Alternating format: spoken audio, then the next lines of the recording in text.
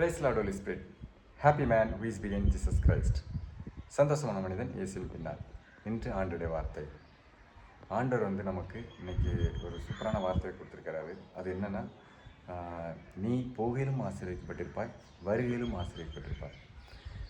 இந்த வார்த்தை பார்த்தீங்கன்னா ஒரு செம ஹாப்பியான வார்த்தை. இந்த வார்த்தையில் முன்னோடியில் வசனம்லாம் நீங்கள் பார்த்தீங்கன்னா, ஆண்டோடைய வார்த்தையை உண்மையாக நம்ம தேடும்போது, அதன்படி நம்ம நடக்கும்போது ஆண்டவர் நம்ம கொடுக்குற ஆசீர்வாதம் எப்படி இருக்கும்னா, நம்ம போகும்போதும் ஆசீர்வதிக்கப்பட்டிருப்போம், வரும்போதும் ஆசீர்வதிப்போம். எந்த இடத்துலையும் நமக்கு இழப்போ அல்லது கஷ்டமோ நஷ்டமோ எதுவும் ஏற்படாதபடி நம்மளை அவர் அவருடைய சட்டைகளின் நிலையில் நம்மளை வைத்து நம்மளை பாதுகாப்பார். ஸோ இந்த வசனத்துக்காக ஆண்டவருக்கு நான் நன்றி சொல்கிறேன்.